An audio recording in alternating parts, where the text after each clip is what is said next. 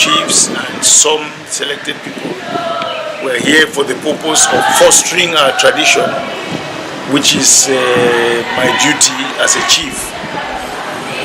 I'm also the president, I must say, of the Association of Imojok Traditional Rulers. So in that capacity, I'm supposed to champion the development of the tradition. And you know, the most important vehicle of the tradition is the language. We opened an Ejagam Academy in the conference hall of the hotel. And this time we decided that we needed to go one step further. We are trying to codify the Ejagam language. In a Imojok subdivision, we have 3 varieties of Ejagam. You have Obang, where I belong to. Then you have the Central Ejagam, they form the majority. And then you have the people next to Nigeria, who are the Ekwe people. We are all Ejagam people. To some extent, we understand ourselves, but to a lesser extent, we don't understand ourselves. It means that the languages are a little have differences.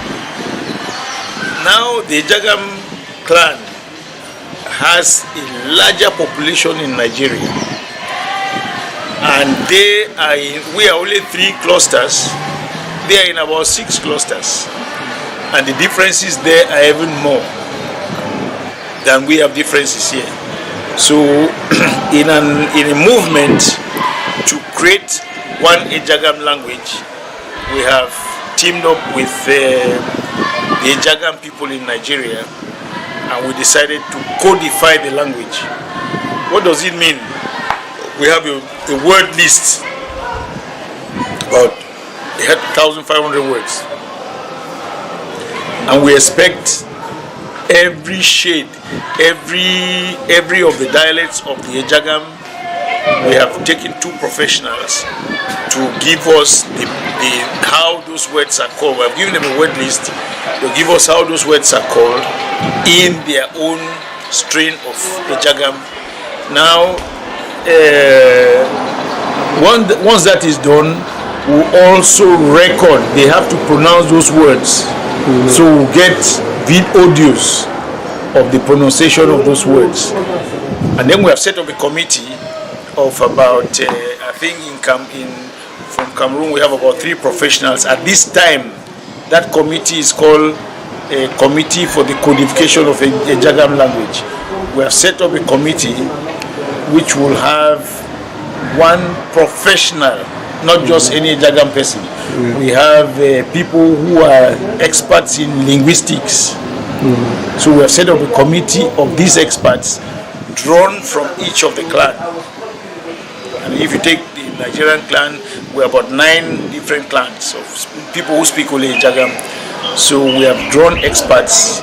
Most of them are university professors in linguistics. So they are going to take the work that we have done, put it together, and come out with one language that we expect that all of us will identify with. For instance, let me give you an example. They take the word man, for instance. They see how that word is called in all the 9 branches of Ejagam. If there is a word if it's a word that goes across, say, 8 of them, they will take that word. If there is no word that goes across the majority of it, they will try to build a word for man that all of us will identify with.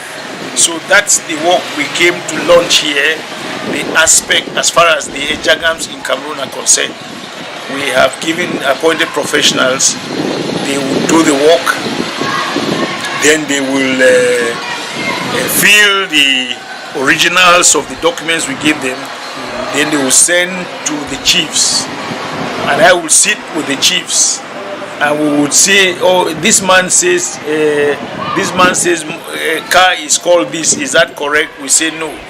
The correct word for the car is this. We correct it. Okay. So that's the detailed work that we have to do before we now send it to a committee of professionals. The written word and the pronounced words. So that committee of professionals will then come up with it, and then we will now have, and they will write. In fact, in that In that work, we have phrases, because they will now do the phonetics.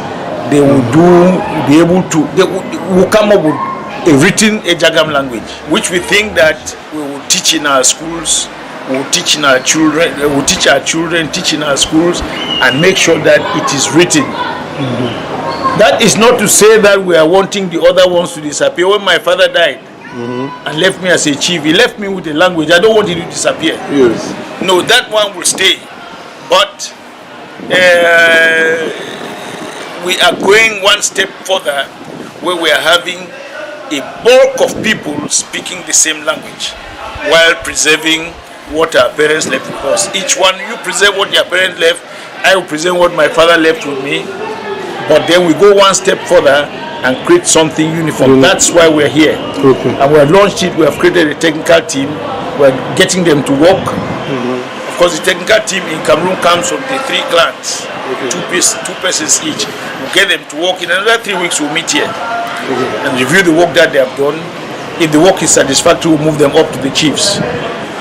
I'll convene the chiefs meeting and we'll meet. Okay. And there was a committee for microfinance. Can you elaborate a bit? Well, that committee for microfinance is independent.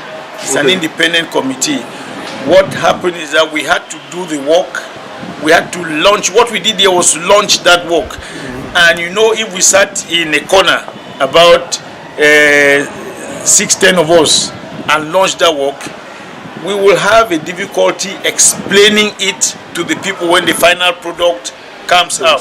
So what I did was, I belong to an association called Ejagam, that's Ejagam Children. And we want to form a microfinance for to help our people and help the public generally. And we had agreed that, okay, on this day we'll meet in this hotel. I put my hotel at their disposal. Okay. On this day we'll meet in this hotel and try to launch the cooperative. Now, because we had the other project, we thought that that project, from the inception, we have to have everybody become part of it. So that Ekumejagam has a diversity of people.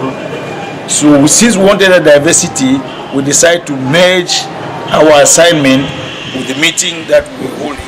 And so we'll have many Ejagam people at the inception accepting the project.